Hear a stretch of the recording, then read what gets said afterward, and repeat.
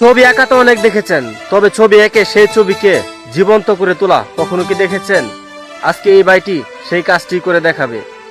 বোর্ডের মধ্যে একটি চিত্র অঙ্কন করবে, আর সেই চিত্রটি তার হাতের স্পর্শে জীবন্ত করে তুলবে।